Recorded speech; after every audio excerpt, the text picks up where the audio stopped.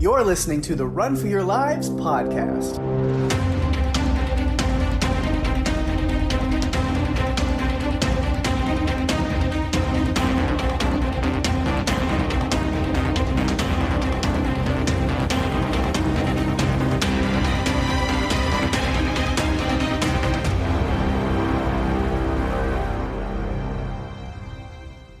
Hey everyone, welcome to the show. I'm Daphne. And I'm Pake. And this is the Run for Your Lives podcast. This episode is the American slasher film Halloween Kills, directed by David Gordon Green and released October 15th, 2021. Hot off the press. Right, yeah, we're right here, fresh, brand new movie for you, at least in the past couple weeks. Yeah, definitely. And our 2021 Halloween special. Yes, so happy Halloween, everybody listening. Yes, hope that you guys get lots of candy. Stay safe. Stay away from Michael Myers. He might be out there lurking about. Mm-hmm. Who knows? Yep. Just stay away from the kids with the razor blade prank. They're up to no good. Nothing will happen. Oh my God. Nothing good will happen. I just thought, what brats that they were doing that to those guys. I liked Big John and Little John. I thought they were cool peeps. I was disappointed that those kids were pulling that prank. It's like, good grief.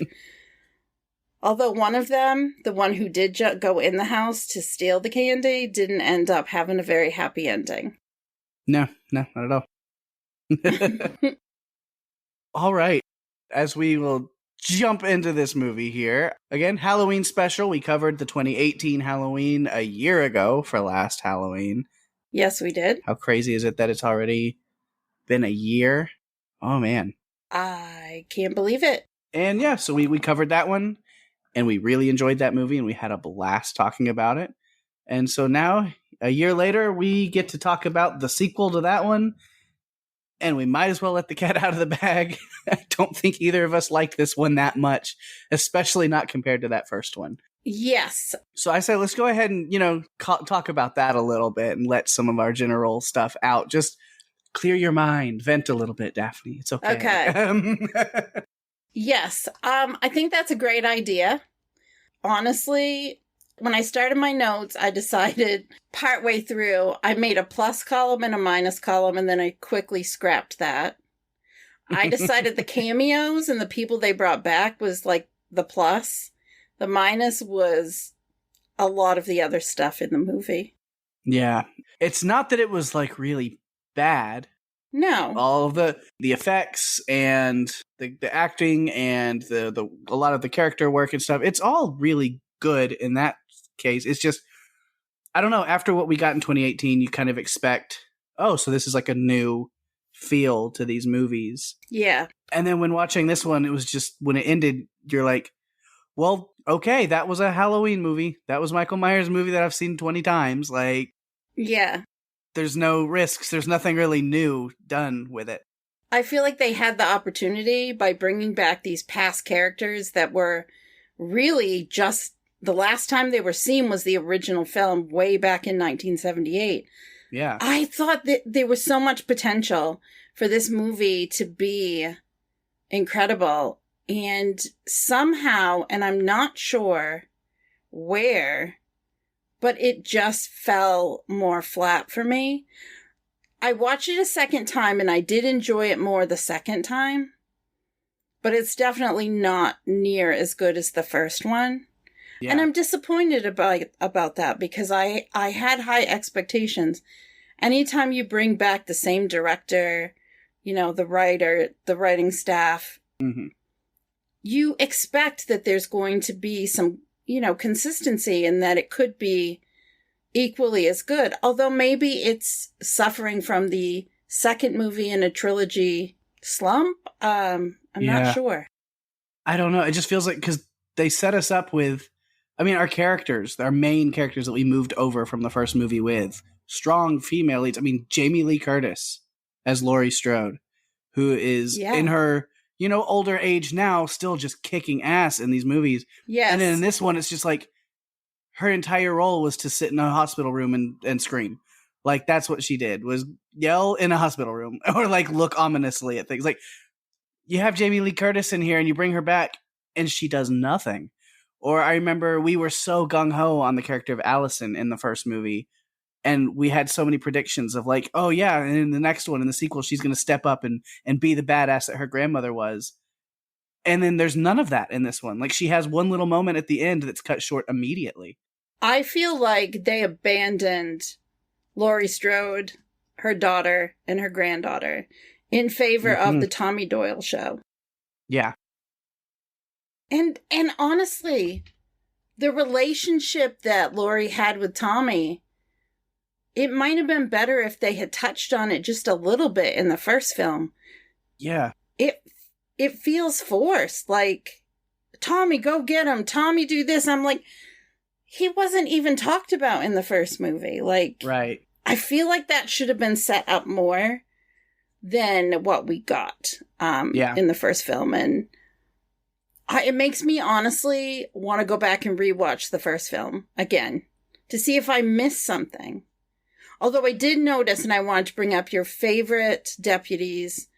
Unfortunately, we got to see them again just briefly. Oh yeah, I do have a note about that. As I said, a quick return of Foodie Phillips and Fudge Brownie Francis, my favorite characters of the first movie. Yeah. When I saw them pop up, I thought, yep, Pake's going to love this. Even though they look awful because they're dead, I knew that you'd be happy to see them pop up again. Did you happen to notice anyone else in this movie that looked a little bit familiar? Maybe to something else that you're covering on another podcast? Yeah. No, I definitely have notes about that. Robert Longstreet, who is Lonnie Alam in this movie, which is Joe Colley in Midnight Mass, which we just wrapped up on Strange Indeed by the time you're listening to this. As I'm recording it, we still got a couple episodes left to go, but I think when this comes out, we would have wrapped our coverage over there. Time frames on things. But yeah. I know. Podcasting time frames. I mean, honestly, if you think about it, if you look at the number of timelines that these movies have, like the different ones that we talked about when we covered the first film, podcasts have similar timelines where when you're recording, if you're not doing it weekly and like recording on a Monday and publishing on a Friday, things are just recorded at different times. And that's just how you make podcasts work. That's how we make Run for Your Lives work.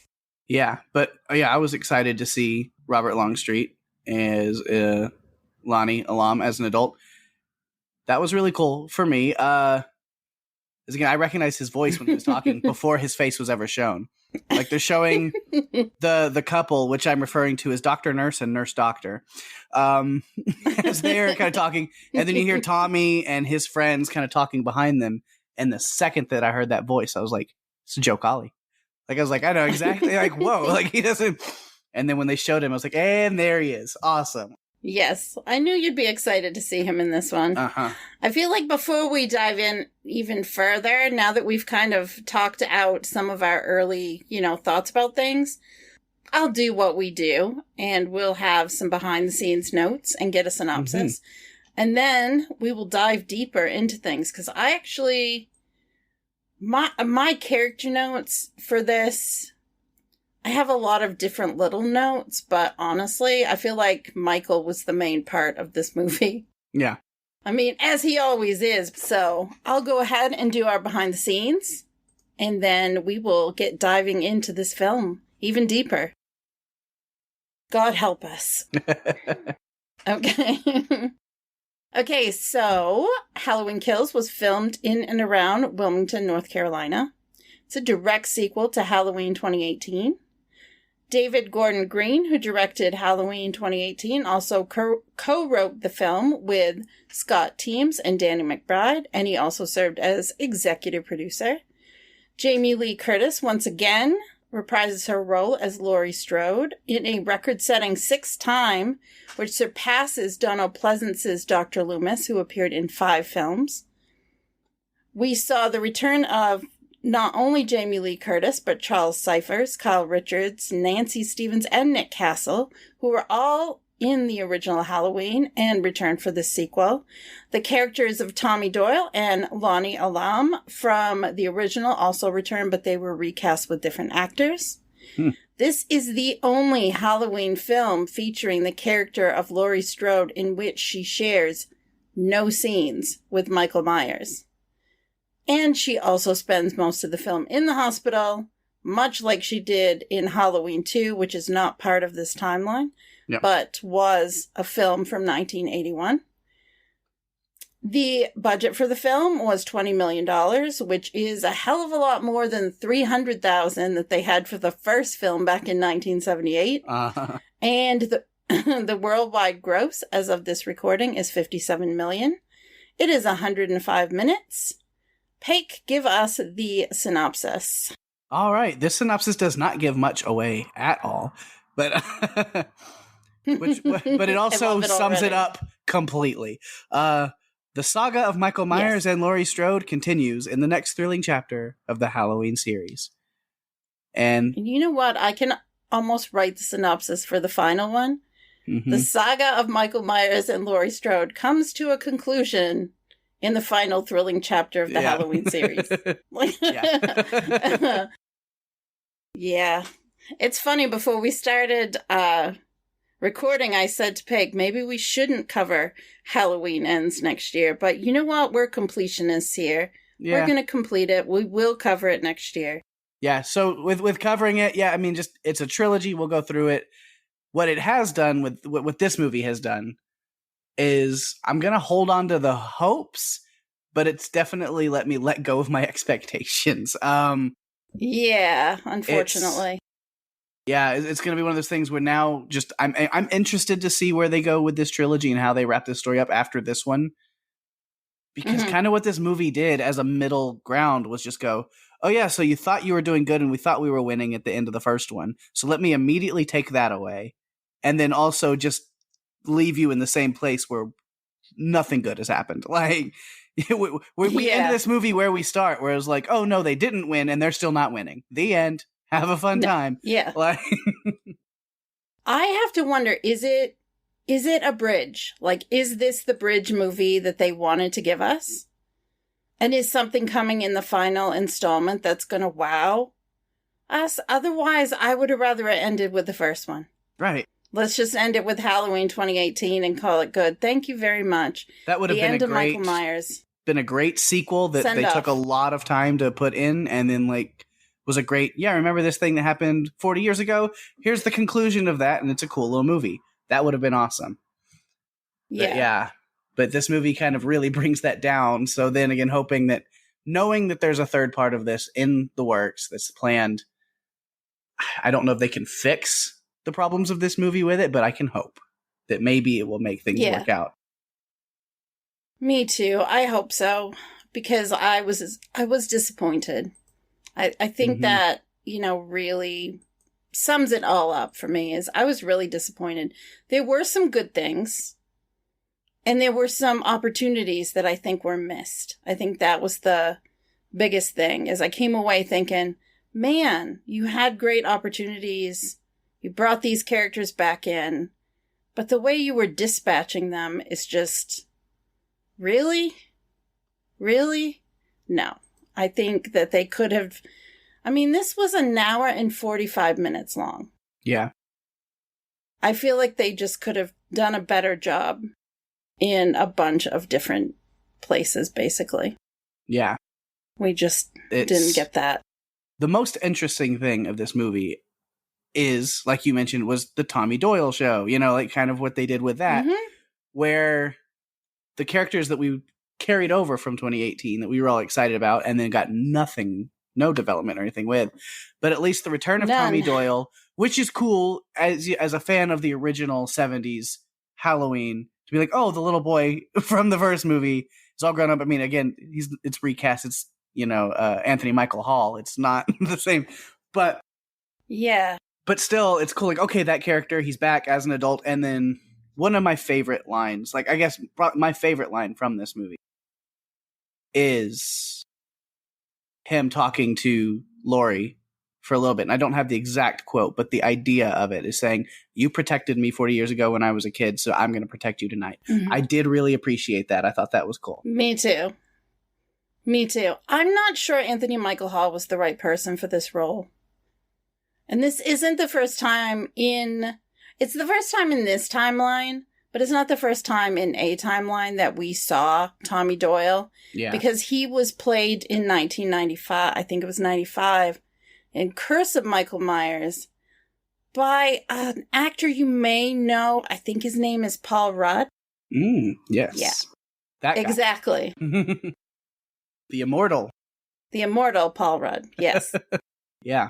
Which, yeah, again, you were talking cameos and stuff of actors that were in here. I know it's off on a tangent, but we're going to be all over the place with this, I think. But there was one other one, I don't know if you caught, who is a character in one of the movies we've covered here before that happened to be one of your favorites. Yes. I was hoping you would bring that up. I was hoping that you would bring that up. It actually, it was Thomas Mann, I believe, who played young Frank Hawkins. So good. He played Slivko in Kong Skull Island, and I knew that right away, and I was so excited. Yes, this is awesome. He did a great job. A great job. You know, his part was kind of small, but they did go back in time to show us a little bit. They kind of recreated the 1978 era with the flashback scenes, and I know they added these film grain filters to try to make it look older. They did a good job with that. And I thought they did really well with that. The interesting thing that I have to bring up is one of our friends, our mutual friends, was convinced that Laurie Strode would actually die in this film, and that it was her daughter that was going to take over, take the torch in the next film. Of course, Karen did not make it out of this one alive. No. And that was so weird in itself too. That she has nothing to do this whole movie, and then they just kind of randomly kill her in the last 5 seconds or 10 seconds of the movie. Okay. In a very weird way that reminded me of Psycho. You didn't see the knife going in, but you knew it was going in, and I'm just kind of okay, well, we know that Jamie Lee Curtis is the daughter of Janet Leigh, who played Marion Crane in Psycho and died in the shower. I'm connecting all of these dots. Yeah. It's I don't know that was necessary. I don't understand. And I, again, did not appreciate that this took us away from seeing, Allison especially was set up to be this badass character. We really didn't get to see that. Yeah. She just...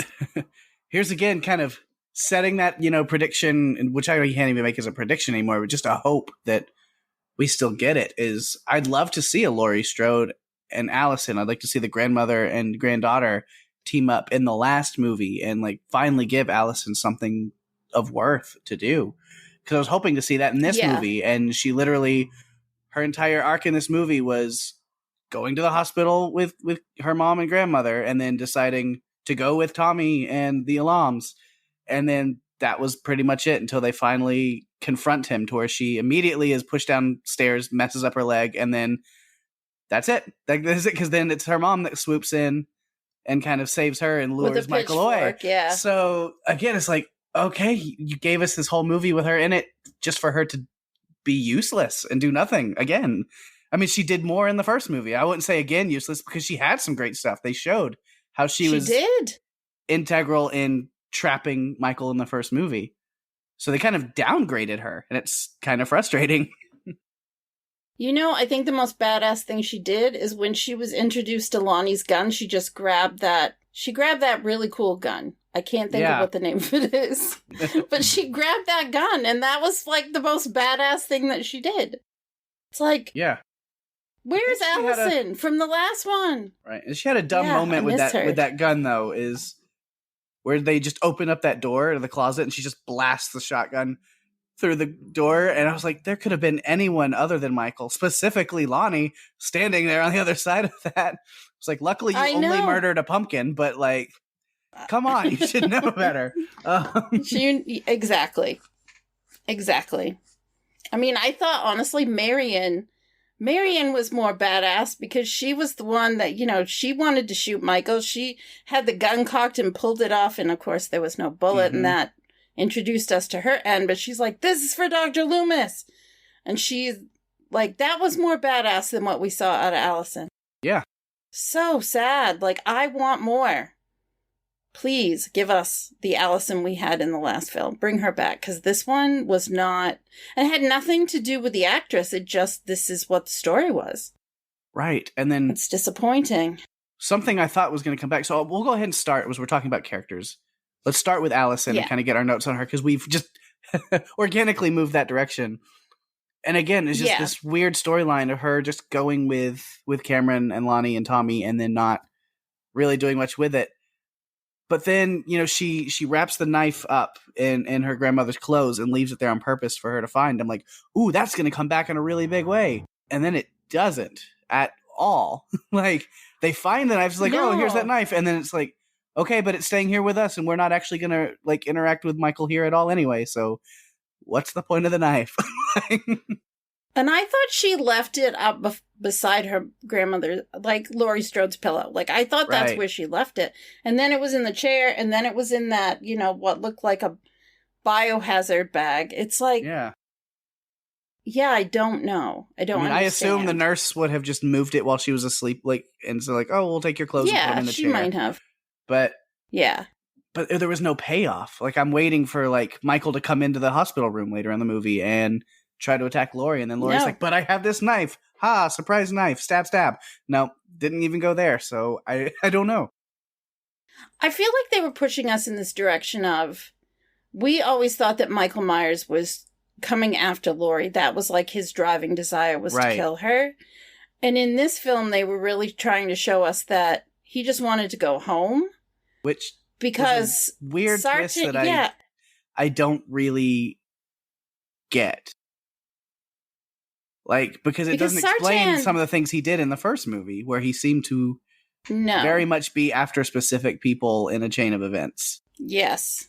And Sartan had brought them together, and it's mentioned several times, because Hawkins mentions it, too, as does Allison. And it's like, are you trying to get us to believe it?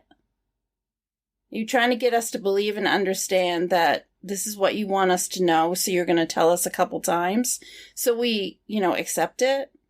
Because organically, you told the story in the first one that was not like this, so I was just, I'm a little disappointed. I feel for Allison, because you have to remember, all of this is going on. She's had no time. Her father's just been killed, and she's had no time to grieve for him. So I just expected more fight out of her, I guess. Yeah. Because I think that's the only reason, Cameron comes in and she forgives him. Not at first, but then she does forgive him. Because he was cheating on her at the dance. Right. It's like... Yeah, there's another just whole arc that doesn't make sense with that. With Cameron, it's this like...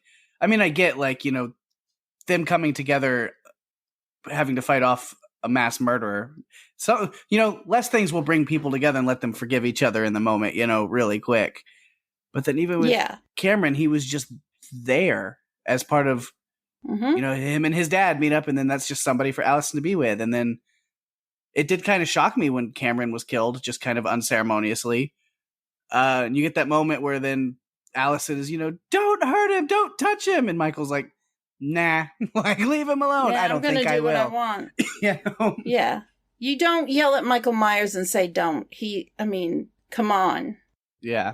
But I did like one thing when Allison was talking, explaining that she was told she could never talk about the tragedy, and that her mother's greatest fear was that the boogeyman was real. And I thought that was interesting, because there were little things in there that were interesting.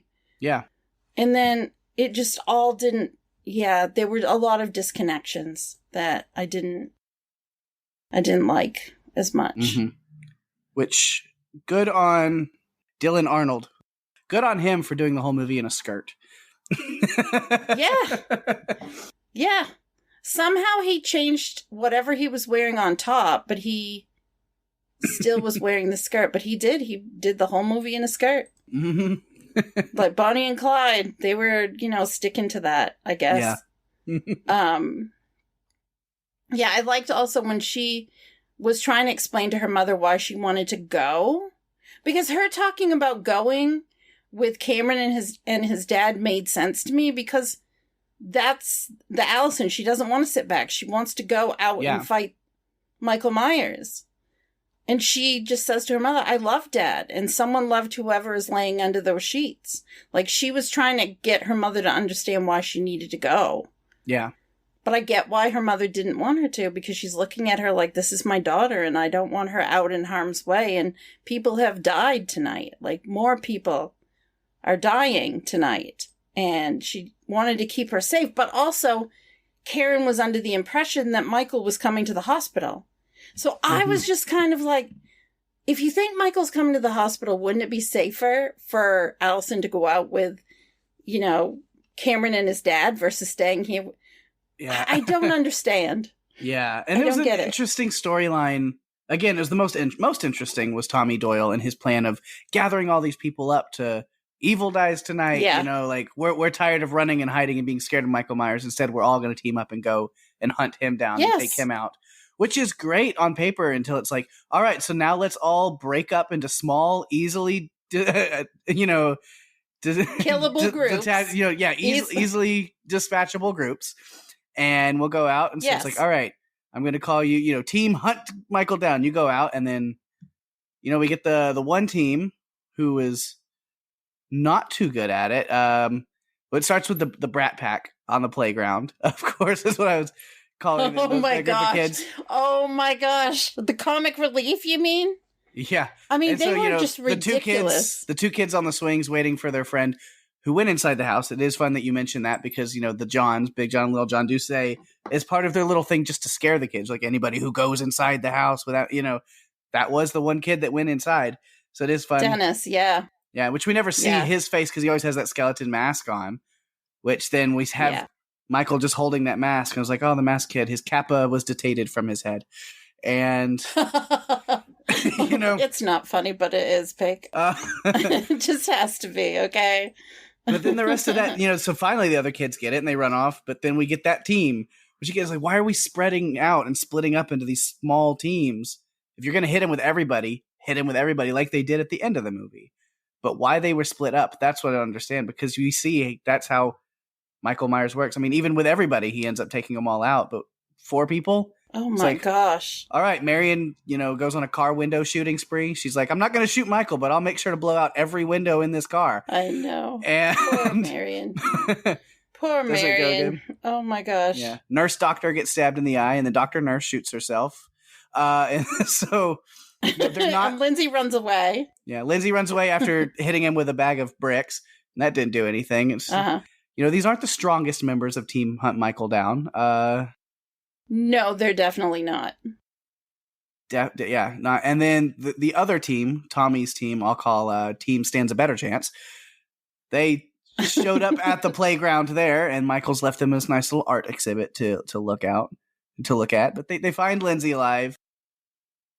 And then I guess they took Lindsay back to the hospital, and that was just kind of it for her. Like, we didn't see her again. It's just did not see her again. Again, an opportunity missed. Because she did put bricks in a bag and try and swing them at him. I'm like, gosh, I was so excited when I saw these characters were coming back in this film. And it's like, you could have made her more badass. Kyle Richards broke her nose while she was filming the fight scene with Michael. And she didn't even tell the crew about it until they were done filming. Because she wanted to finish the scene. Like, she wanted to do this. It's like, you could have made her more of a badass. What is the problem? You can make these women, female badass characters. But in this film, it was like, no, we gave you that in the first one. So we're moving them over here. And it's all about Tommy Doyle. And it's like, but you didn't even do him as much justice, I think, is what could have been done. But there was something funny about those masks. I found out that I call them the merry-go-round corpses. Vanessa, Marcus, and Marion. Those masks, they are the silver shamrock masks from Halloween 3, Season of the Witch, which is a standalone movie that had nothing to do with Michael Myers. But those were the masks that were from there. So I thought that was kind of neat. I mean, they went the extra mile to do all these tie-ins, but they forgot to tie things together. Right. Yeah, it's a mess. But again, talking about Tom's plan, as bad as it was in, action, it's an interesting idea of, this angry, violent mob of citizens who are, they're all like riled up because, Haddonfield is ready to fight back. We're tired of being under this curse of Michael Myers. So we're going to do that. And then the movie does something which I'm not sure. Was it some attempt at some kind of social commentary that they just abandoned halfway through and decided not to do anything with? Because I was like, well, it's going to be interesting because they have this little like side line of this story about the dangers of mob mentality when this other inmate from the same place has also escaped. Yes. And this whole group thinks that he's Michael Myers and they hunt him down and they're going to kill him. And then Karen tries to help him, but he ends up killing himself out of fear of all the people hunting him down. And it's almost like, oh, Michael has turned us all into monsters because we're all so bloodthirsty against him that we'll turn on anybody else. Anyway, let's forget about that and move on now. Who cares? Like, yeah, it was almost like they were attempting to make some kind of commentary, but there was really nothing to it, and they kind of just abandoned it. And I was like, maybe it's supposed to mean something, but let's not think about it. Who cares? Yeah, that was Sheriff Brackett who actually said Michael's turning us all into monsters. Yeah. And his daughter was killed in the original 1978 film. She was BFFs with Laurie Strode and actually babysitting Lindsay across the street. Yeah. And so he said that. Yeah. And then the sheriff, the other sheriff, didn't catch his name, but me either. He was I don't think it was ever said. He was like kind of against this whole thing. He's like, we're going to handle it. And then you have Tommy being like, well, you haven't handled it so far all night. So we're taking it in our hands. And then he's like running up the stairs, everybody like trying to calm people down. He's like, I've had it with this pitchfork party. Let's not do this anymore. And then after the other inmate kills himself. And then he's just sitting down the stairs like, oh no, what have we done? I wasn't able to stop them. And then again, they just abandon that storyline and move on. Like, none of that matters though. I don't know. Yeah. Did they run out of time? Like, did they want to make sure that these were released a year apart from each other? And so they scrambled and were like, it's what we got. Throw it together and put it in and people will just accept it. Like, maybe they should have taken more time on this. I don't know. I'm not really sure what happened. I'm not a movie editor, but I'd like to edit this movie. I would. I'd like to take it and just do some things to tweak it to... I mean, Tommy Doyle running around town trying to muscle up all the strongest people. And then, like you said, then they're all disconnected. I mean, yeah. I mean, they figured out where he was going. Lonnie figured out where he was going. And they all went to his house, but they could have been more impactful with the way that they showed some of that. But we didn't get to see it. It was just kind of like, okay. Yeah, it was left to Here he is. A big reveal, which I will give credit to, that it was a cool reveal of having Karen kind of swooping in, stabbing Michael with the pitchfork, and then taking his mask and using that to pull him away and distract him away from Allison and lead him to the ambush where all the other people are there. Tiger King gets in on the action, is attacking him. I knew you were going to have a fun name for him. I knew you were. And it's just kind of like they took him down real easy. Or did they? Dun, dun, dun. No, the answer is no, they didn't take him down at all. He just kind of gets up and fucks them all up 100%. He just stands up and is like, oh, now you've unlocked super mode, Michael Myers. Good job. Yes. Now I'm just, you know what? Now I'm picturing some video game, right? Music. It's Super Michael Myers. Yeah. Now I've got to find some kind of fun remix of like the star music from Mario with the Halloween theme.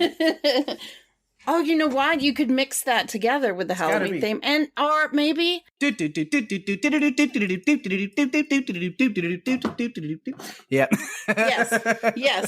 Yes. I like that. I think that's a great idea. Maybe if we played it then, it might have helped. It might have helped, yeah. Yeah, it might have helped. Yeah. I mean, there were good things, but there were a lot of things that I just wish they had tied together. They just had a lot of, I feel like they had a lot of story ideas and they just didn't connect them enough.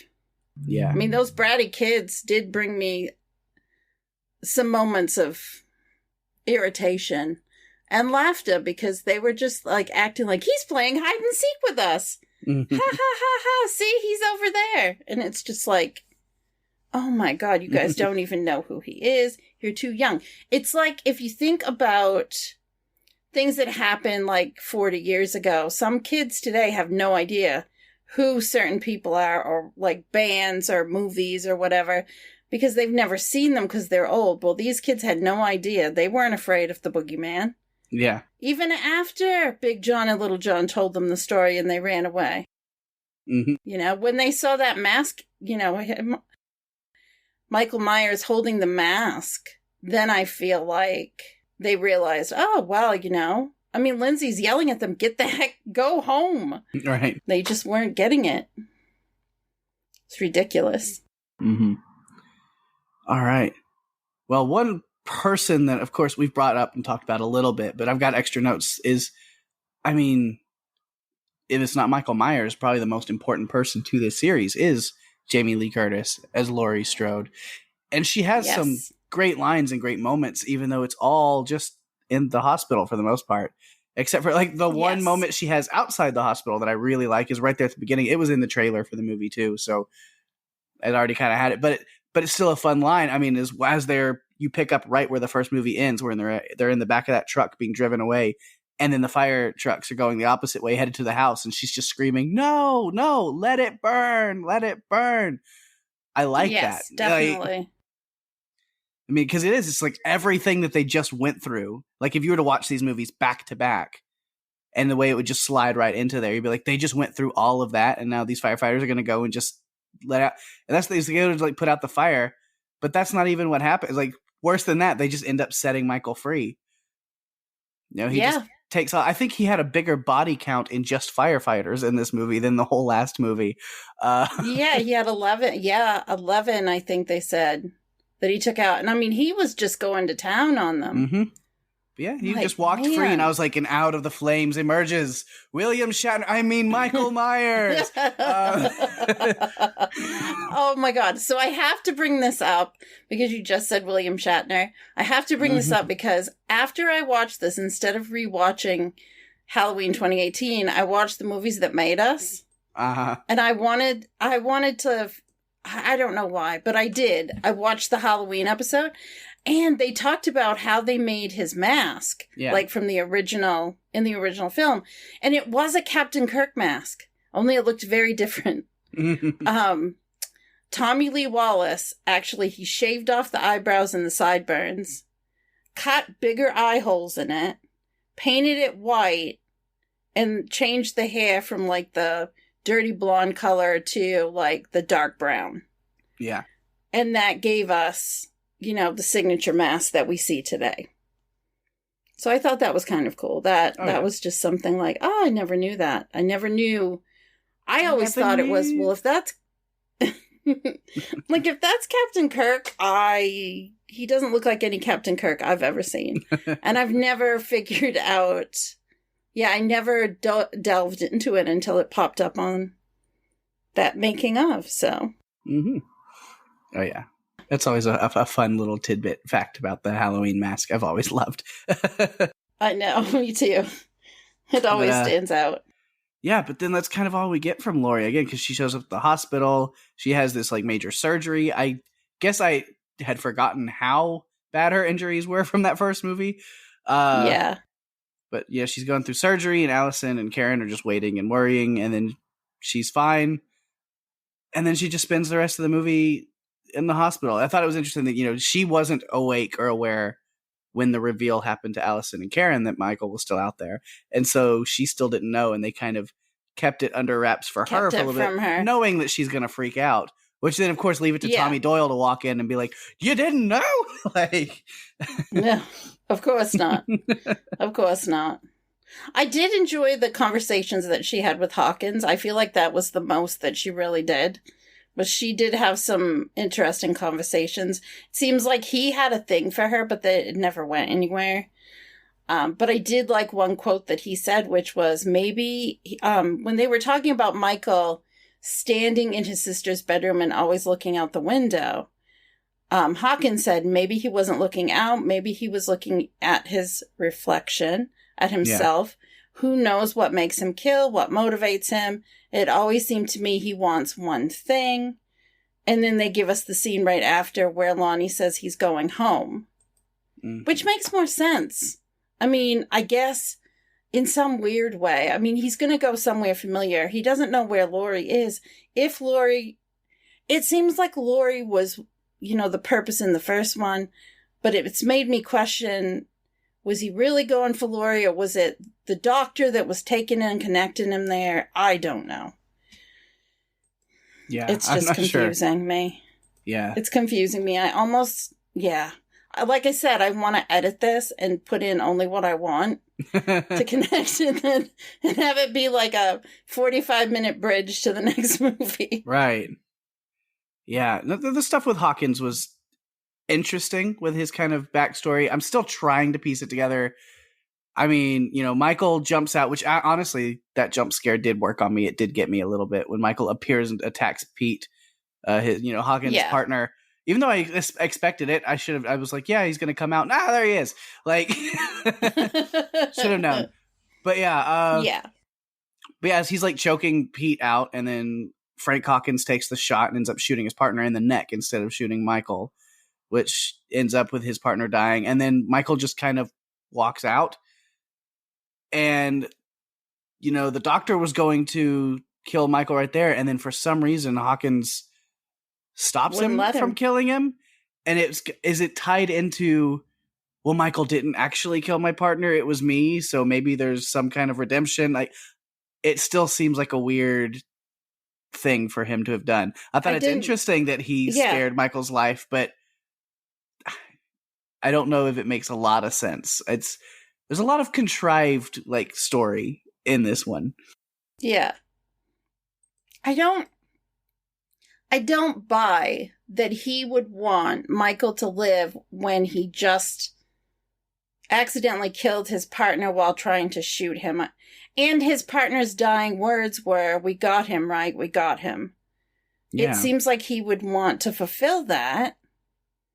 Instead, at the last second, when Loomis is trying to... Loomis tried to kill him, and it's like, just let him. And that's a whole other not a can of worms, but bringing Dr. Loomis back to life, Donald Pleasance died, oh gosh, quite a while ago. I think it's been 20 years. They didn't use visual effects at all. They had some set constructor named Tom Jones Jr.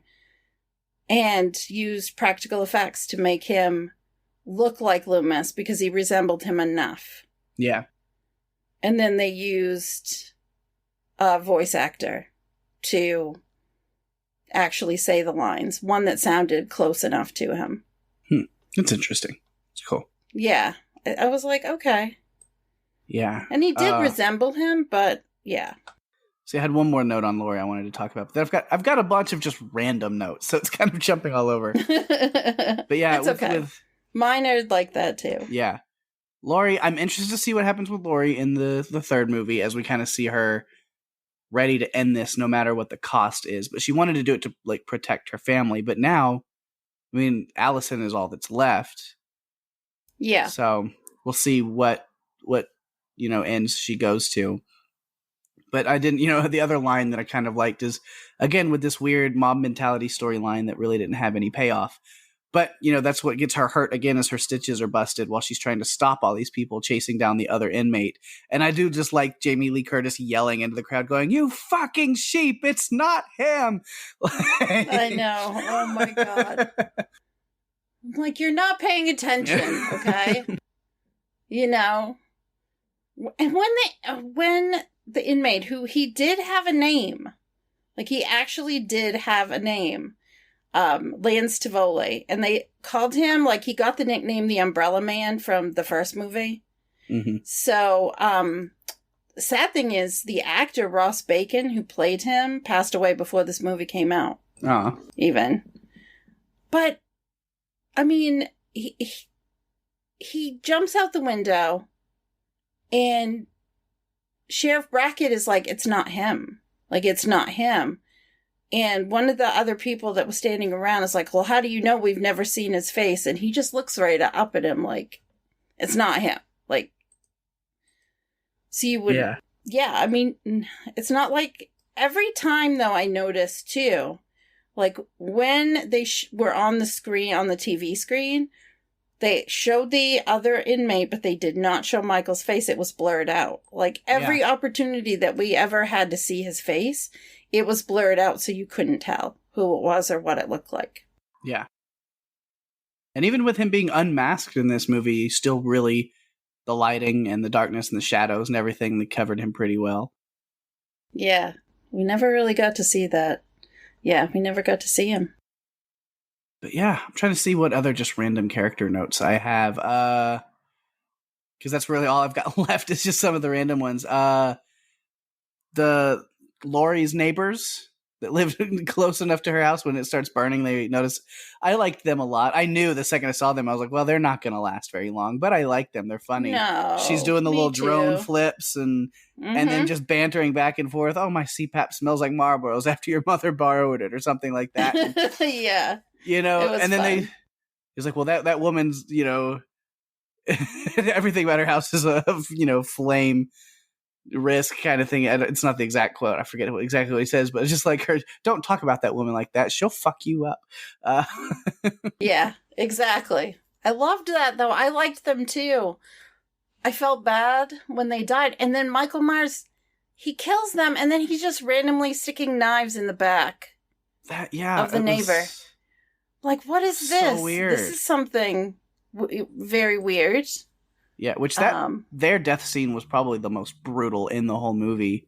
Yeah, I mean, him pulling the guy through the window, cutting him up and stuff, and then he grabs the light tube from the kitchen. EC dub, EC dub, EC. How did I know that was coming? I knew it. I just know. And then just shoves it into the lady's throat, and you're just like, oh my God. And then, she's so just sad, bleeding out and dying watching, and he's just pincushioning the guy like, this is fun. Like, I don't know why he was doing that. Like, he just kept picking up different knives. It's like, here's a knife again, stab. Oh, there's another knife there. Okay, stab. Like, there's like a song he's got in his head. You take the knife and you put it in the back, and you take another knife and put it in the back. Here's another knife. Guess what? God. Put it in the back. In the back. Yeah. Yeah. No. That was really sad. I didn't appreciate that because I really liked them. They were nice. They were cool. They're the neighbors you want to have. Yeah, they were a lot of fun. And then, of course, the other really fun ones we've talked about them a little bit. The Johns. Big John, Little John. The Johns were so Michael good. McDonald. I love Michael McDonald so much from Mad TV back in the day. I know. I recognized him right away. I'm like, oh my gosh, I didn't know he was in this movie. And they were just fun together. Big John, Little John, Big John, Little John. I loved their dynamic. I thought they were fun. Yeah, it's like, come on, just, Michael. I mean, I know they're in your house, but just let them enjoy their charcuterie, weed, and weird movies. Just let them have it. Yes. Evict them in a nice way. Give them an eviction notice and let them out. Don't hurt them. Yeah, I didn't like that at all. That made me sad. But yeah. But that's really all like the random character stuff. Everything else, I've got a few other little things of Michael's, but actually not even really that. Like one other thing is again with Lindsay. It says, like, here he is. Just he doesn't seem too hard to run away from. He's doing that walking thing. I wonder if he knows Leslie Vernon's cardio trick. And that is a nod to an episode of Run for Your Lives that hasn't come out yet. So there's a nod to the future. Yes. Be paying attention. Yes, but it's coming, and it's a really good one. I think we had some great discussion on that one. That was a lot of fun to talk about. I had never seen it, so I know there aren't that many movies that I haven't seen that we cover on Run for Your Lives, but that was one. I had a note about Karen where she was trying to talk to her mother about, the system.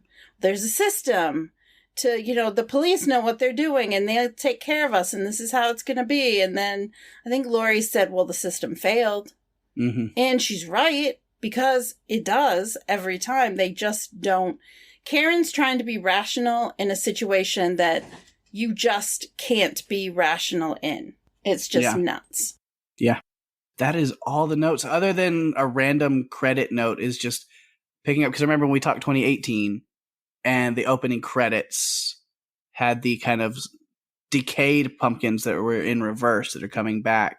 And I was trying to read into that, because I remember with that, because it's like, okay, you're like reversing the story of Halloween because it was like a direct sequel to the first one. So it was kind of this little, and so I was trying to figure out if there was some kind of metaphor or something with that, because this one had the jack-o'-lanterns on fire, burning. And I've come up with nothing. I tried. Well, the 12 pumpkins, there were 12 pumpkins in the opening, and they each represent one of the movies in the Halloween universe. And that's all I can tell you from that. Okay. That's all I've got. It's something. I don't know. It's something. I hope that makes you feel just a little bit better. So in the opening, they're just openly admitting that they're burning this whole series to the ground with this movie? I guess, maybe. I think it's possible. I mean, given what we saw, yeah. I had one other note about Lonnie. The interesting thing about this is we see this flashback where Lonnie's getting teased and bullied. Lonnie actually was a bully to Tommy as a child. Yeah, that's another thing. And kept telling him, yeah. Didn't really get, because I knew, because they did talk about that in the first movie in 2018. Yeah. Was with the whole, with Cameron, it was like, oh, Alam? Oh, I knew his dad. He was an asshole.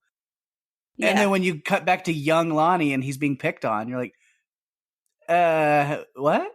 Like, how does this line up? Yeah. Yeah, it was a weird choice. He used to tell Tommy that the boogeyman was coming after him. Well, I guess he was, let's see. He had a premonition, because that's what happened. I mean, it's like, they were trying to tie everything together. Yeah. But some stuff, I just wish that they had maybe cut back on a few things, and I don't know. I just feel like some of the cameos and the people that came in deserve better than what they got. Yeah. I'm glad Lindsay lived, but I feel like, there could have been more. They could have done some things. I did want to say, too, one thing that I thought you would appreciate is that at the very end, when Michael Myers has decided that he's going to eliminate everybody after they think that they've killed him, and they're down to Tommy, he goes all Negan on Tommy with that bat. Yeah, he doesn't have a Lucille, but he's got old Huckleberry. Oh, yes. Yeah. Laurie, I had one other note. Laurie talked about Michael. The more Michael kills, he transcends into something more. And that fear is the true curse of Michael Myers, and you can't defeat it with brute force. And I think that's true. I think we saw that in this. So it's it now. It's it. Yeah. It. Mm-hmm. It's not a he. I feel like Loomis said that at one point, too, that Michael was not a person. He was an it. But, yeah, I'm not sure. Yeah. I did like Hawkins had a quote that I think sums up Michael pretty well, where he said, he's a 6-year-old boy with the strength of a man and the mind of an animal. And I think that's it. I don't have any other notes. Yeah. I was trying to see if I did. Yes. Oh, actually, there was 2 more that I did overlook, but they're just little things. Like, again, you had their name. I didn't write it down just because I like Dr. Nurse and Nurse Doctor better. But I think I do too. That's very clever. But them going out to the car, I don't know why it's so funny to hear going, Michael Myers is in the back seat. Go get him. And he doesn't want to. But yeah, I had when seeing them, they had the opportunity for something fun, and then they did something different with it. We did get a little cameo reappearance of Julian, the little boy from the first movie. Yes! Which we loved because he's just so dang sassy. Yes! Great. He was amazing. He was one of the great things about that movie. Yeah. And so because remember, he was there, his parents were gone because he had the babysitter with him in the first movie. So then I thought that these characters were his parents. And I was like, oh, that's fun. And then because they're watching the news and they're like, that's our neighborhood, that's our house. I was like, oh. Okay. I don't know. I think it's perfect. I think the siren's perfect for this movie. But when they're saying, oh, that's our street, and oh, that's the neighbor's house, and that's this, I was like, oh, that's Julian's parents. Cool. And then Julian comes on the screen and they're like, oh, that's that asshole kid from across the street. I'm like, why would you drop that opportunity like that? Come on. Exactly. They dropped the opportunity. There were great opportunities. I feel like we should have just, instead of sharing our thoughts, we should have just listed all the missed opportunities that were in this. I have a feeling some people are going to listen to this and just wonder why we ragged on it so bad, but you have to understand, I think, that I really appreciate this series, and I just am not pleased with the way that this turned out. I feel like they could have done better. I feel like it deserved better, and that's just how it is. So if there are those of you who are listening who did really enjoy this movie or found things that you really enjoyed, I mean, I'm sure when we get to the feedback at the end of this episode, that's before you have listened to this. So we'll see what that kind of stuff is. But even if you didn't leave feedback here and you've made it through without turning this off, going, I can't listen to them shit on this movie anymore. And we'd love to hear, tell us, maybe are there things that we're missing, things that we didn't connect, or things that stood out to you that really make a difference to you? Because I would love to hear those things for sure. Me too. Because honestly, it took me watching the movie a second time to be able to come on and not be as negative as I could have been. After I watched it the first time, I was just, the disappointment was there. It was just there. Yeah. But all right. That wraps up my notes and your notes. Then maybe we can jump into some more positives and some fun, because you do always like to go find some fun production notes and trivia and tidbits that might lighten us up a little bit. I do. And I have some interesting ones, although we have talked about a bunch of them already. Like the 12 pumpkins in the opening. We already talked about that. They had actual firefighters from Cannon Air Force Base Fire Department that were in the film's opening. Early in the movie, there's a station wagon stolen by Michael Myers, and it's the one from Dr. Loomis and Nurse Marion Chambers. And you can see it parked behind young Hawkins and Pete McCabe during one of the flashback scenes. This is the first time since the original film in 1978 where Tommy and Lindsay are in the movie that Laurie is actually also in. And Tommy is the only one that actually shares any screen time with Laurie Strode. So when Michael's exiting his childhood home at the end of the prologue and is surrounded by the police, filmmakers did that intentionally to recreate that prologue from the original 1978 film when he's a young boy, I believe. We talked about Julian.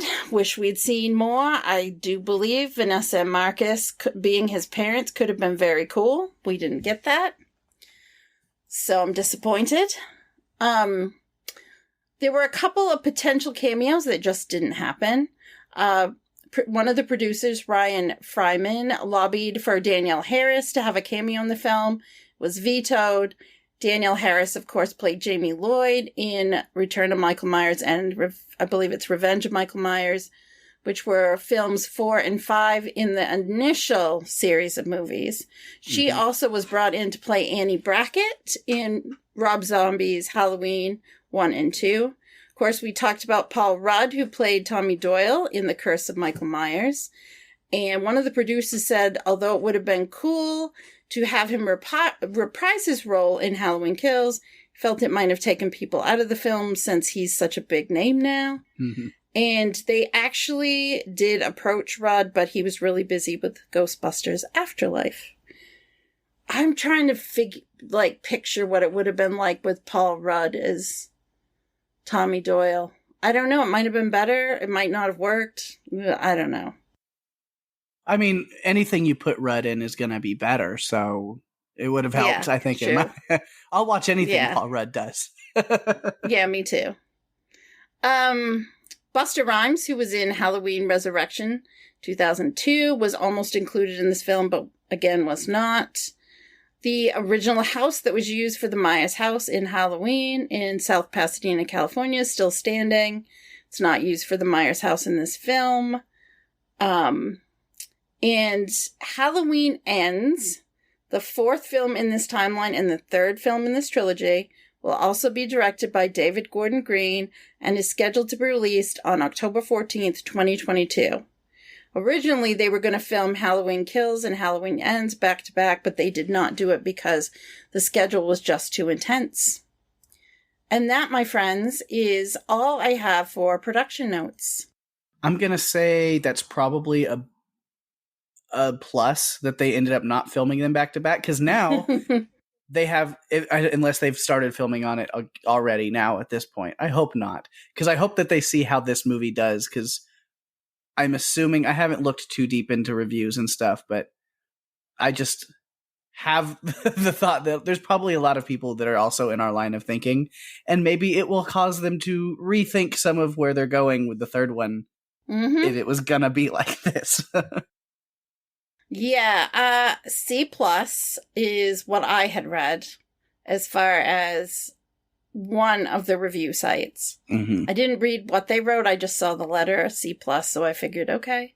Yeah. So I'm not completely off the rails when it comes to this. Yeah, but who knows, because I did see the Rotten Tomatoes scores right before watching it. And of course, they always have the critics and the fans scores. The critic score was like 35%. Which was awful. Oh my gosh. But the fan scores were at like 75. So I'm not sure. You know, sometimes, Pake, we just don't agree with all moviegoers. Yeah. It's okay.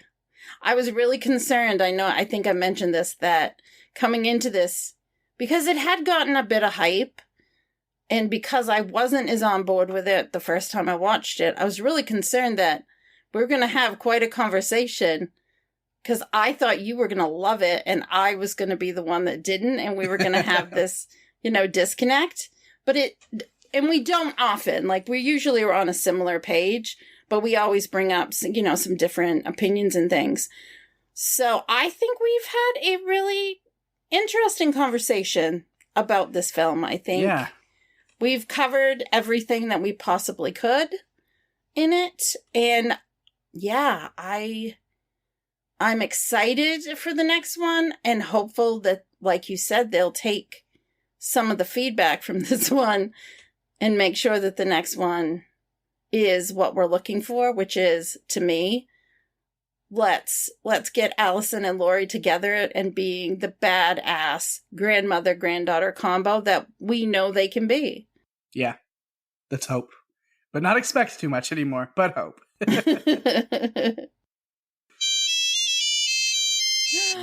Oh boy. I'm looking forward to you answering this because I want to know what people think. I'm a little scared to answer it, but I'm going to pick it up. Okay. Oh, you do that. All right. Even though it wasn't the best of movies, we have a lot of feedback. You guys really came through for us this week, and I'm excited. I love when we have people who reach out, call in, write in, tweet in, everything. It's always fun. So, yeah. Yes. Messages everywhere this week. We have a lot, so let's go ahead and get into it. Well, I'll take this first one from Tony. Hi, Tony. Thank you for sending in those movie suggestions that you DM'd us. Really going to add those to our list. They're great suggestions. So this was Tony's thought on the movie. I honestly think what ruined this movie for me was the trailer that I saw a month ago. It showed most of this movie. Watching it, I found it was more silly than scary. I'm still looking forward to what y'all think. I hope you both have a very happy Halloween. Thanks, Tony. Thank you. Yeah. I haven't read all of these in advance, so hopefully there's not too many big fans of this movie, because you might not have stuck around to hear your feedback read or played. No, but I think we're not in the minority here. I don't think we're in the minority. I really don't. Not this time. All right. Well, this one comes from our friend Amelie, and she says, "Hello, Pake and Daphne. All in all, I enjoyed Halloween Kills." No, I'm kidding. Move on. We don't know. She goes on to say, she says, "I didn't think it was amazing." Okay, no, we're good. We're back on. "But I was entertained and liked it. This was actually the first time my teen and I watched a horror movie together at the theater. We both like slasher movies, so it was kind of special. What I mainly liked was the overall ambiance, and all the classic slasher movie stuff. For instance, people making bad decisions over and over. Yeah, let's split up. I'll go in the dark basement by myself. And the fact that Michael Myers simply walks while his victims are running for their lives. Ha. And he catches them anyway. Things like that. Oh, and why is it that people never turn on the lights? I guess if people were too smart, we wouldn't have a movie. So I'm cool with that. I find it amusing. Also, I have to mention how useless and bad at shooting a gun the cops are in this movie. And of course, the grand finale when Michael just won't die, gets up and kills everybody. It was pretty cool in a gory kind of way. What I liked less was the hospital storyline. I thought it was sort of dumb. I'm okay with the suspension of disbelief for some things when it serves the story or the movie genre, like what I just mentioned, but come on. Laurie who gets up after major surgery, the collective hysteria, doctors knocking over patients, the morgue curtains wide open, just didn't do it for me. Also, I didn't care much about the guy who ran away from the asylum. It felt like a bit of filler. I also think they missed an opportunity to have some cool slasher kills in the hospital. Just my opinion. All in all, this movie was fun and entertaining and allowed me to indulge in nostalgia, but it's not my favorite Halloween. Looking forward to hearing what you guys have to say about it." Ooh, Amelie, that was great. Yeah. Thanks so much for sending that in. It's cool. Yes. I feel like we're on the same wavelength with her in quite a few of the things that she had to say. Mm-hmm. She should write in more, Amelie. Yes, Amelie, write in more. It's always good to hear from you. We want to hear from you. So our next one is from Rebecca Cantu Davidson. Great slasher film, but yeah, I kept asking, why are you doing that? Do you want to die? Shoot him in the head. LOL. Had to get those questions and comments out of my head and just enjoy it for what it is. I can't wait for the next one. Yeah. We'll cover the next one. But as you heard us earlier talking on the episode, how excited we are for it, I think we've learned at least to lower our expectations. But I'm looking forward to it coming out just to see what happens with this. I'm in on the ride at this point, so we'll finish it. Yeah, we will. I mean, we're completionists, both of us, so I feel like we're definitely gonna next year we will cover it again, and then maybe we'll close the book on Halloween. Mm-hmm. I don't know. I feel like at some point we should go back and do the original. I haven't seen that in such a long time, but it's a really good movie. So I feel like we should probably cover it since we've been covering the sequels. Yeah. All right, this next one comes from Jamie. She says, "It took 2 viewings, but I enjoyed the movie. Michael is just a man, and that makes him more terrifying than other horror movie villains, in my opinion. When the mask came off and he was walking as just a gray-haired older man, it really drove that point home. And I'm so glad they didn't fully show his face." Me too. I think the careful blurring of his face early on when we saw the TV piece, and then also when he's walking out of the house and we don't see his face, I think that was really well done. That was a good thing. That was a positive thing. Jamie also posted on my personal Facebook about there's actually a Facebook group for the lady who brought basically an iron that you would iron clothes with. And it's called That One Lady Who Brought an Iron to Fight Michael Myers. She has quite a fan club now. Nice. It's hilarious. Yeah, there's quite a few people in it. And it really made me laugh. Because people gravitate to whatever they're interested in. And someone took the time to analyze the photo and say, hey, she's got an iron. I think, that's pretty great. I liked that. Yeah. I think it's funny. If you want to, jump on that bandwagon, I'm sure you can find it. There's quite a few followers already. And with that, we'll move on to Damien. And he says, Lonnie, what the fuck? Go to kill Michael Myers with a couple of teenagers is bad enough. But then say, I'm going in by myself? I heard that one shot and was thinking, he may have well just shot himself because he's pretty much dead already. Poor Cameron died protecting his girlfriend, very noble. R.I.P. Tommy Doyle after leading the town to a revolution against evil. Not enough Jamie Lee Curtis, but she was recovering from surgery. Maybe stay in the bed next time, Jamie. Overall, pretty good slasher film, but I love the originals. Thanks and take care. Looking forward to hearing your thoughts. Awesome. Thanks, Damien. He's been covering some 80s horror over on the Watch It in the 80s podcast, and they're having a lot of fun. Yeah. Nice. Yeah. All right. And this last written one comes from Jerry, in which he says, boo! Boo! When you have the killer, and an infamous killer like Michael Myers, down on the floor with a pitchfork, you keep stabbing him and you don't stop until you have mush. So annoying that people get so stupid when there are a pack of people with weapons against one, and they do the one at a time attack. 0 stars. In fact, so bad it owes stars. Pake, I don't think we went so deep when we were trashing it or covering this movie. I don't think we went that far. Jerry really has an opinion, and he nailed it and sent it home with this one. Yes. Thanks, Jerry. I love it. So glad to hear from you on that. I had a feeling you had an opinion, and I'm glad you shared it with us. So next up, we have audio feedback, and this first one is from Eric. So before I watched this movie, I talked to somebody at my work who had seen this, who said it was terrible. Then I went and looked at the IMDb rating, which said 5.8 out of 10. I got a little bit scared for how good this movie was going to be. Went and rewatched the original 1978 Halloween in preparation to watch Halloween Kills. And when I hit play on this movie, I could tell that this was a total love letter to the original 78 flick. And I gotta say, I really liked it. I don't know if I just had extremely low expectations going in, but this movie was just freaking brutal. And as far as slasher films go, there was quite a lot of slashing. I even enjoyed that ending sequence where everybody's just beating the shit out of him and then just gets up and just fucks everybody up. I will definitely be around to watch the end, which I think is called Halloween Ends. Anyway, looking forward to your coverage. Thanks.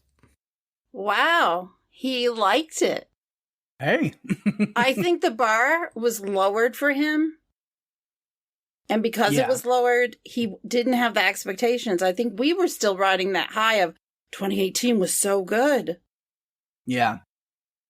And then expecting this one to be so good. Yeah, I think expectations kind of cover that because, and then looking at it from like a podcast perspective where we're really digging into a lot of things and like comparing a lot of things, it left some things to be desired. Now, would did I even mention this while we were recording? I said, would I watch it again? Because I think I said, yeah. Like, it's a Michael Myers Halloween slasher movie. Yeah. Like, it does the job. So, well, it was nothing new. That was the thing that one of the points we brought up is that it really wasn't anything new that we hadn't seen before. So, I stand by what we said about it. I'm good. We do have another audio call from Mark, and this is what he had to say. Hi, Daphne and Pake. This is Mark. I just want to leave you some feedback for Halloween Kills, because I know you guys are covering it this week. I thought, the movie was okay. Didn't knock my socks off. There was a couple of things. There's a bunch of things that I do like about the movie, but there was a couple of things that really bothered me. And the things that I really enjoyed about the movie was, I think the first and foremost cool thing, they give like an Easter egg to Halloween 3 when you see the kids with the masks from the Silver Shamrock masks on. They were dead on the, of all things, that little merry-go-round or whatever it is. That was a cool scene. I thought that was awesome that they gave a callback to that particular movie within that. I loved Chris Nelson's effects. I thought that was he hits it off the charts when it comes to his effects.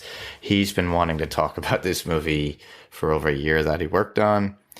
I also like that we got Nick Castle coming back to play the Shape as well. He did that for Halloween 2018 as well. So not only we did have the other actor that was set to play Michael and the Mask, but we also got Nick Castle, the original Shape from the Halloween series, reprise it again after 2018 in Halloween Kills. So I thought that's awesome. I like the fact that they had Laurie in the hospital for most of the movie, just like it was in the original Halloween 2, because like the original Halloween going into Halloween 2 from John Carpenter, Laurie was taken from the scene like the same night, the moments after Michael had like disappeared, and was brought to the hospital. So I thought that was pretty cool. Loved all the kill scenes. The blood was crazy, but a lot of the story kind of lost me at times. And that's what really bothered me. It's as if they just wanted to go on a killing spree, but throw in this weird mob mentality of going after Michael and thinking that the evil had spread to the town folk. And that kind of took me out of it. The only thing that I look forward to is at the very end, because, you know, obviously we're getting another sequel, which would be Halloween Ends, because it was supposed to be Halloween 2018, Halloween Kills, and then Halloween Ends. So I look forward to seeing how they wrap up, because this one didn't really knock my socks off. But, you know, for a new Halloween, like the first Halloween 2018, I gave that maybe I'm going to say 7.9 out of 10. And with this one, I gave it like a 6.1. But I'm curious of what your guys' thoughts about the movie was. I look forward to hearing what you have to say on the podcast, and I'll talk to you guys later. Right, yeah. Because we don't really do the rating, number ratings anymore on here, No. but that sounds about right. Yeah. I think, yeah, that's pretty spot on. Yeah, I think I might have gone a little higher. I don't even remember what I gave Halloween 2018, and that's when we were doing the ratings. But I feel like an 8-ish would probably be okay. I feel like, yeah, okay. That works for me.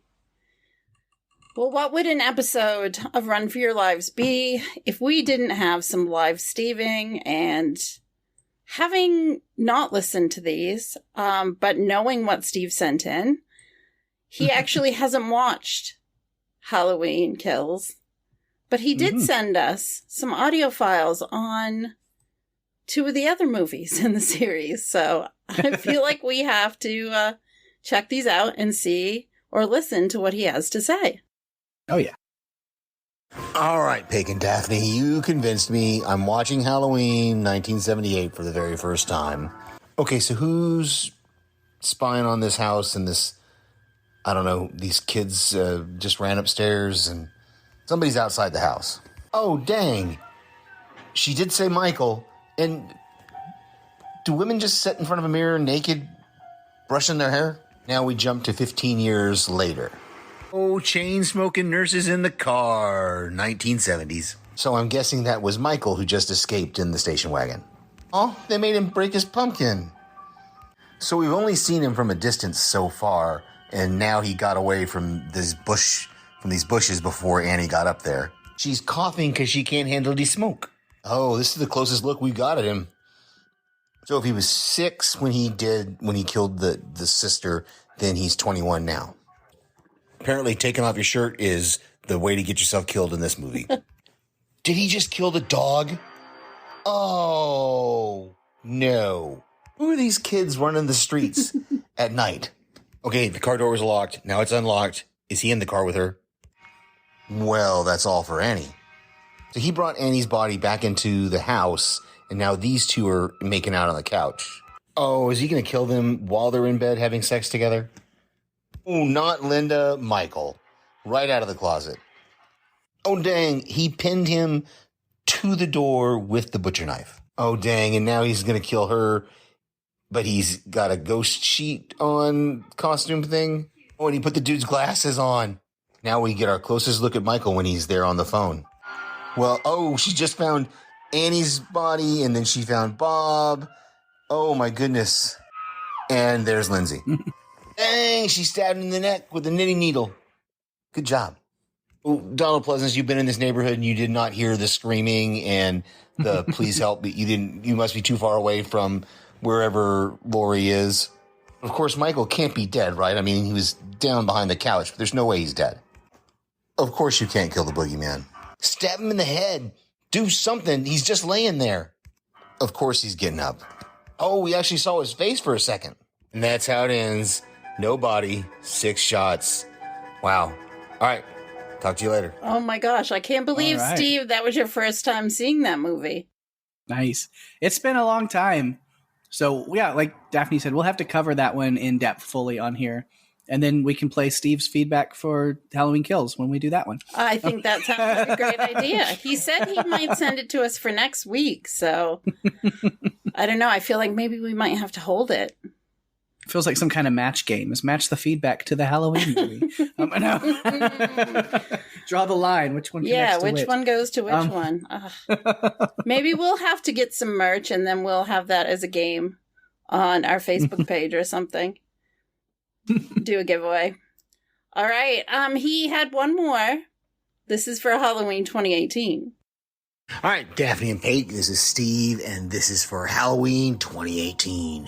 So we open an unnamed mental hospital with somebody that sounds like Donald Pleasance, but it's probably not Donald Pleasance, right? So they said he's been here for 40 years. I guess that means they captured him sometime after Loomis shot him in the first movie, right? Okay. Oh, he's holding up the mask that he wore? This is not good. Hey, it's got Will Patton in it. I like him. So they're going to visit Lori, huh? Hey, making a podcast. That fits right in. Oh, low blow. You knew she didn't get her daughter back. Okay, I'm guessing that Judy Greer is Laurie Strode's daughter, and this girl is the granddaughter, right? Yeah. That's funny. Didn't one of the other timelines like tie Laurie Strode and Michael Myers together as brother and sister? That was a great scene. I love that. She's a good shot, and she's getting all the guns ready because she knows it's Halloween. And this is the moment when she knows Michael may escape. You just got caught in your lie because Laurie showed up for dinner. So he's got the gun, but he doesn't bring the phone out of the car. Kid. Oh, he killed the kid in the car. Just like he killed the one girl in the car. Oh, man. The doctor's alive? Wow. Yes, cancel Halloween. Oh, they are upping the body count in this one. Yeah. And was that Michael rattling? It's standing right outside the door when she's peeing? Oh, and now he's got his mask back. Oh, this is not good. That's pretty funny. So she dressed up like Clyde, and he dressed up like Bonnie. Yeah, that kid, he knows you're going to be smoking weed. Oh, crap. He's in the closet? Oh, my God. Oh, and of course now she's going to slip. Oh, she sees him in the window. Oh, but she misses. Oh, wow, he's calling for help. It's a homage to the first movie, like when Jamie Lee Curtis was calling for help, except he's going to get killed right now. I love that Laurie, Jamie Lee Curtis grabs the shotgun. This is tactical. But the doctor just stabbed Hawkins?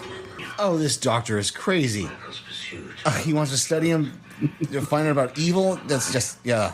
Oh, she just blew his hand off. Oh, glory. With the shotgun. But he's still got one good hand, apparently. Oh, Allison just found Grandma's target practice. Dang, hand-to-hand knife fight. Well, hand-to-hand fight with Michael Myers. Okay, now they've got him in the basement. What are they going to do? Are they going to lock him in there? Oh, now all three of them have injured him. She's got bars over the door. Oh, this was the plan all along. Oh, and Allison's still holding the butcher knife. And, of course, that's where they end. But I know there's another one, so I guess he survives? Yes. Yeah. Or we wouldn't have had this movie that we just talked about Yes. here. The one that Yeah. Hopefully you'll catch up with us. Yeah. Hopefully you'll have watched it before listening to this, and then, yeah, we can have your thoughts on kills as well. Definitely. Well, that was quite a bit of feedback. I enjoyed that.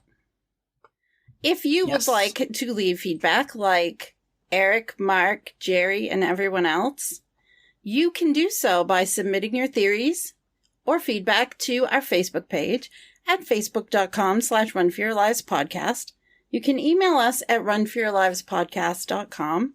You can tweet at us at RFYL Podcast on Twitter, or reach out to us on Instagram at runforyourlivespodcast. If you're enjoying the show, tell your friends. We're available on Spotify, Apple Podcasts, Stitcher, pretty much all other podcast players, including YouTube.